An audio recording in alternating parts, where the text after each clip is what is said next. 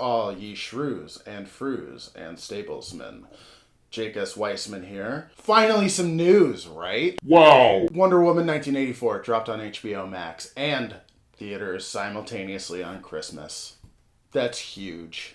That's huge for a couple different reasons. Wow. We had a feeling it might happen, didn't we? We had a feeling. And there were breadcrumbs along the way, plenty of people saying, Warner Brothers is going to announce Wonder Woman is going to HBO Max this week. It should happen tomorrow. They're going to let us know today. They should have let us know yesterday. And then there was nothing. And then simultaneous release in theaters. What a bold strategy. Wow, they're gonna save the theaters, aren't they? It doesn't seem like they waited a week to make a very calculated decision as to which direction this cough is gonna go as far as Christmas is concerned. There are record cases across the country. Warner Brothers announced this news sometime in the evening. From this taping about 36 hours ago. The news that I had gotten closer to 40 hours ago was that all movie theaters in Illinois are being shut down. 2 hours after that, I got an email from the Music Box Theater in Chicago. And they're the ones that have been figuring this whole cough thing out for months and months. Really wading their way through a terrible situation. And as far as independent theaters go, I can't think of anyone who's done it better. And I got an email from them saying they're not allowed to have indoor screenings anymore. They're going to continue with drive-in theaters, I believe on Throop Street. Definitely check out Music Box Theater. I'll put a link here. Godspeed, Music Box. Huge announcements across the country of movie theaters not being able to participate, at least through Thanksgiving. Warner Brothers, like we said, was in the captain's chair. And apparently Warner Brothers has figured out a way to have their cake and eat it too. Because they're going to say that they're dropping it in theaters, but if all the theaters are closed, we tried. We had theaters in mind and we had their best interests at heart. We said we're announcing this movie. It's going to theaters. Are they just letting us know here in America that this movie will definitely be going to theaters overseas where it's okay? Mostly Asia, because the UK is not doing very well. People are saying it's not necessarily the new norm. I'll agree with them right now. I think it depends on how long lockdown will be and how long it will take once there's a vaccine for people to be comfortable going back to the theaters. Like we've been saying this entire time, theaters aren't going to die completely. Indies are starting to die off if you look. They're shutting their doors all over the country. The people who run the AMC and the Cinemark finally are starting to make some forward-thinking choices, but it only took them 80 years to do that. Because they realized they don't have the industry by the anymore. And in fact, it's totally up to Hollywood which direction the movie theaters are gonna go. And there are people making bets on both sides of the argument. But I think most of the people in the business are starting to accept that this is part of the business now. Streaming will be part of it. Listen, they made that AMC Universal deal a little while ago. Now there are Cinemark deals. There are Regal deals. This is such a loaded subject. I don't know the best way to parse out all this information. As far as the theaters thing is concerned, Warner Brothers looks great. Will theaters be able to open? If they are able to open, will they be able to staff? Will people come? If people do come, will there be enough staff? If people come, will it be safe? Will there be enough supply? Will the supply be safe? If it's just two managers working, and all of a sudden the town decides that they want to see Wonder Woman 84 in the theater on Christmas, the theater owners I know would say, well, that's a problem that we want to have. The theater managers I know would say, whoop, I don't think theaters are going to be opening. I think the colder it gets, the worse cases are going to be. Things are shutting down. The momentum is not toward things opening up, which is why Warner Brothers waited an entire week to see which way things were going to say, we're going to drop this shit on HBO Max. It's time. And boy, their subscribership will just only go through the roof. Worked for Disney Plus. It's going to work for HBO Max. And it's what we were saying earlier about MGM in a couple videos ago, where it's like, listen, if you're going to put me in this position, as far as Warner Brothers is concerned, they're saying, if you're going to put me in this position, I'm going to get my money back. And it keeps reminding me and Bones watched this TV show where they were talking about these dudes that used to go around town and with long sticks, 12 feet long, and they would knock on people's windows and it would wake them up for work. And it was essentially an alarm clock. And then the alarm clock was invented. And those guys must have found themselves out of a job. It reminds me of every industry like that. I'm sorry that people don't want it. But stop putting people in this position. They need to make money. And they need to figure out a way if we're not going to make money across the board, then we need to at least be smart with our business strategy. So that if we're not going to make the money that we were going to make by releasing this in theaters, then what's the next best choice? Because we're not going to drop it in theaters. Because it's not worth... Say it with me. People dying to watch your movie. Your Wonder Woman movie. No need. And Warner Brothers doesn't need that track back to them. Hey, 40 people in these 3 cities got the cough, and they were watching Wonder Woman, and they passed, and now that's exponentially more people, depending on how many people were in the theaters, and then who did they talk to, and who did they talk to, and everyone's just, it's such a funny movie, and people are having a great time. It was just like going back into the theaters, and we were just throwing popcorn down our throats and spitting soda on the, back of the seats, and throwing gummy bears at the screen and laughing. Oh, it was a hoot. We couldn't stop hollering the whole time, and because we were eating, we didn't have to wear masks. It was great. What a great time. So there is an element of Warner Brothers saying, listen, if you're going to put all of this on my shoulders, I'm going to do whatever I want. And I'm going to do what's right. And certain people will follow suit. We have started seeing Sony releases that were set up for January in the theaters getting pushed to April already. Do not be surprised now if there's no movies through to April. And theaters are super counting on everything going back to normal by summertime, by May and summertime. You can see here all of these different articles about Black Widow. Oh, it's never going to go to streaming. Oh, it should go to streaming. Oh, it's going to Whatever choices are being made right now, it doesn't matter. Because as we can see from Warner Brothers, they waited 4 days after they were, rumored to say what was going on. Because they want to be as up to date with the news as possible. If things don't look better in May, get ready for Black Widow to be $30 on Disney Plus. Along with every other Marvel TV show that's being filmed and thrown on there. Your WandaVision, your Loki. As a side note, congratulations to all you Star Wars fans that got to see Katie Sackhoff live action play the Mandalorian thing. I don't follow the show and I don't know nothing about it, but I'm a big Battlestar fan. And just knowing that Katie Sackhoff was the voice of the cartoon and then showed up in the Rebels cartoon and then showed up in the live-action Mandalorian show, I just know a bunch of you guys were freaking the out. And I appreciate that, and so congratulations, guys. I hope you guys are really enjoying The Mandalorian. Because the better it does on Disney Plus, the less they're going to worry about putting Star Wars movies in the theater, and just focus on doing all of this Star Wars stuff on the streamer. Why? make a percentage of the profit when you could make 100% of the profit. And I know what you're thinking.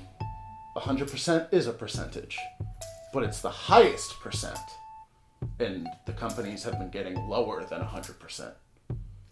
I hope you guys are following. So this Wonder Woman release really does feel like someone took a giant stone out of this theatrical wall and threw it into a stream, right? And the ripples are happening. It means a couple of things. I'll stay on WB just for a second. They get to control the window now. If they're saying their movie is going to be in theaters and HBO Max, who gets to tell them when it has to leave HBO Max, if it ever leaves HBO Max, how they're going to distribute it to Amazon? If the subscribership doesn't push as high as they want it to, doesn't it make sense to drop the movie on other platforms and start making it? Especially if movie theaters are closed. They don't owe anybody anything. They're going to make the money how they can make the money, and it'll be up to the minute. So they're saying all this stuff now. Shit, between 2 episodes, I even said, The last thing they want to do is drop Wonder Woman on HBO Max. And then the next episode, I said, They're definitely going to be doing this. and now this episode, They have done it.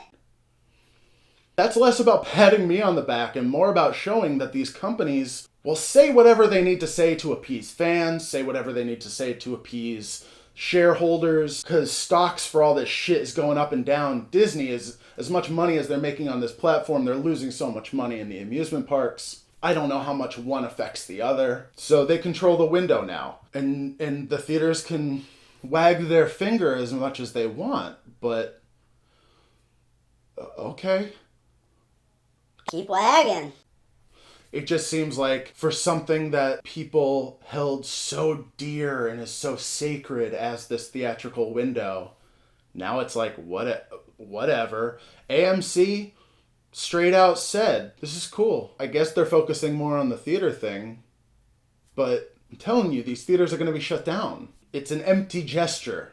It's free clout. I don't know what it is. It just makes them look better and makes it seem like they're doing something for theaters. That being said, when I went to the movie theater employee Reddit, it's been pretty dead lately. And then once they announced this news of Wonder Woman, it started coming up that people were like, I'm quitting. I'm done. That's bad news to get in a day if you work in a movie theater. That the theaters are shutting down and Wonder Woman is coming out on HBO Max. But don't worry, it's coming to theaters too. That's hard.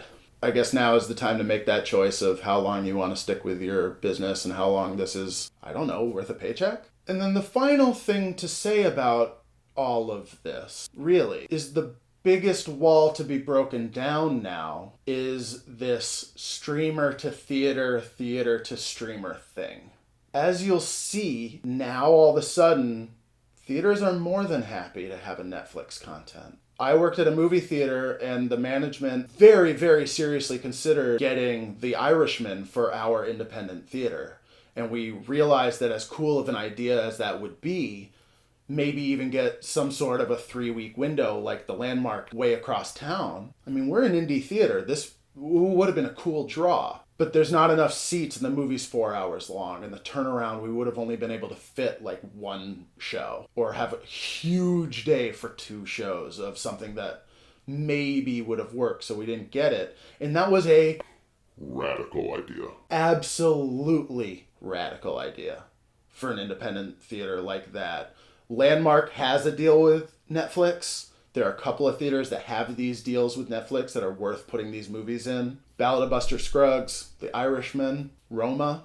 But the little tiny theaters weren't doing it. Now you're going to start seeing that. Christmas Chronicles 2 is already coming to theaters for a week at Cinemark just to see how it does. I found this article from Korea that said that it's not even a thing anymore. They're showing Netflix movies in theaters. When you're desperate for content and you're desperate for money, all of that shit goes out the window, don't it? This was such a war for these guys. Would not let Netflix in. All Netflix wanted was awards. They wouldn't give them the awards. Netflix is about to win so many Oscars. Just because they still want to have an Oscars this year. And Netflix is the only platform, maybe Prime, that has put out anything award-worthy. They only won their first Oscar last year with Marriage Story and Laura Dern. It's the only Oscar Netflix has ever won, supporting actress. Get ready. And that's it. I guess that's the point of this video, ultimately, now that I'm kind of done saying everything that I needed to say, which is these things happen real fast. And the, for lack of a better term or phrase, dogmatic principles of like, What is a movie? Movies have to be at a theater. What is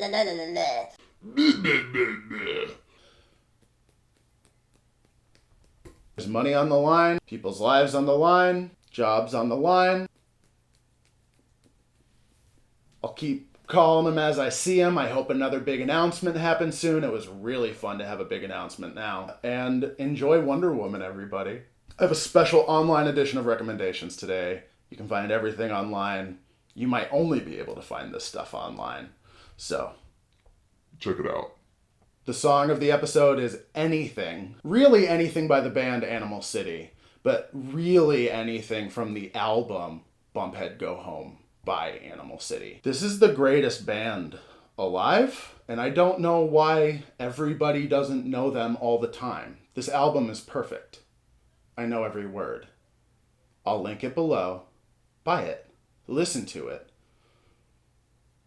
Buy it and listen to it. Bumphead Go Home. It's the best album ever. It's definitely a Desert Island album. And then when you're done with it, go listen to everything else Animal City has ever done. The book of the episode is a first. It's not a book. It's a Twitter feed. And I'm only going to give you just the smallest little taste of it. I need you to go check this out. There is a Twitter feud right now. And I think it's pretty much dead. But it's still there to read between Andy Kindler, who's the voice of Mort on Bob's Burgers, and Alan Covert, who's the guy in every single Adam Sandler movie. This feud was built for me. I've been following both of these guys for 15 plus years and had no idea that, well, here, let me cut to it. So apropos of nothing, Andy Kindler tweets, Tim Allen and Alan Covert walk into a bar. They lower it. He ats both of them. Alan Covert replies, practicing those takedown moves in case you run into me again? Alan also responds, Andy trying hard.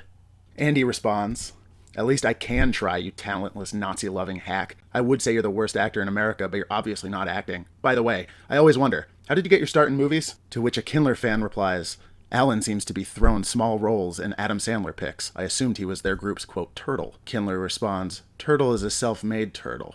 Alan has done nothing on his own. Covert responds, why'd you take martial arts, Andy? Why'd you take martial arts, Andy? I took martial arts because you got in my face after a set at the Improv 100 years ago because I mocked your meal tickets horrible movie. Since I'm short and weak, your bullying frightened me. I've told this story to everyone, nitwit. You can't, quote, get me with it. Please retweet. He then responds to his own, I took it for 18 years and I'm proud of my accomplishment. You might have had the same feeling if you took acting lessons. It's the feeling of accomplishing something on your own. To which Covert replies, you mocked a friend because you didn't get a part in a movie you auditioned for. I didn't bully you because you were a grown man. I jacked you up against the wall for talking shit about someone who was nothing but nice to you. You kissed yourself and were humiliated. He meant to say pissed yourself. Kindler responds, can you imagine knowing in your heart that you never accomplished anything real in your life? That's why he loves Trump. Then Covert says, I guess that night really ruined your life. I literally never thought about it again until someone said they heard you talking about it on a podcast. Never thought about you at all until you decided to slam me out of nowhere. I don't care, Andy. You're a sad, bitter person. And this goes on. I've developed opinions about the whole thing, but ultimately the reason why I'm talking about this is because it is the funniest shit I've read all year. As comedians, as two comedians, you need to understand how objectively hilarious this is. I will be quoting these lines for the rest of my life. They've already been memed. It's done. The deed is done. I'm a neutral party. I'm such a big fan of both of yours. for such different reasons, and I've been literally following you guys forever. I've seen hours and hours of content. Andy Kindler was on Home Movies. I have a tattoo. Don't get me started on how often we quote Alan Covert from Mr. Deeds and Grandma's Boy. You guys are silly. You guys are being silly. This is goofy. Okay? So that's all I have to say about it. I think everyone should read it. I'll link some of it below. Or no, I won't link any of it below. Just find Andy Kindler or Alan Covert and find him on Twitter and read through. And, comment below how you feel about the whole thing. It's so funny. It's so funny. Boys, that shit is so funny. And then very, very special, the movie of the episode is a short that I got to act in. It's a short film that was shot in my neighborhood back in Chicago, produced by two of my very good friends in Rogers Park. They just got into an awesome film festival where you can actually watch this show. I'll put a link below. You can watch the short, but he let me premiere the trailer for the short right now. So you guys get to watch this short on YouTube right now on my show. Thank you so much. I guess it's not really a premiere, but let's just, for the sake, it's a premiere!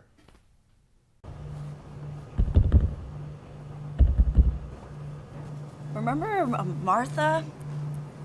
With the beret? She always brought her own glass. I don't think I ever charged her for a single drink. Perhaps that's why we find ourselves in this predicament. Neither did I. Touché.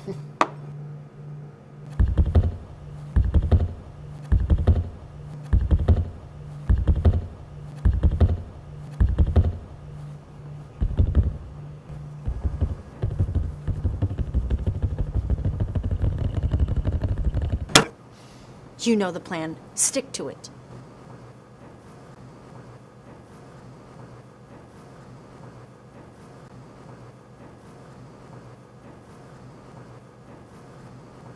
Special shout out to DB, Dundada Bartholomew. What an awesome filmmaker this dude is. Go find his YouTube channel. Again, I'll link it below. He makes the coolest stuff. He is one of my very, very, very favorite filmmakers in Chicago. So unique. A totally different eye. A totally different ear. And it's the reason why I love independent film. Because it's just, you can't get it anywhere else. DB, I got you. Very, very special thanks to Ms. Bones. I love you. Thanks for your special insight. Couldn't do it without you. All right, everybody. Thanks for watching today. Join me on Twitch. Hang out with me. Hang out with my cat. Watch my movies on Amazon Prime. Watch my videos on YouTube. And I will see you In the future.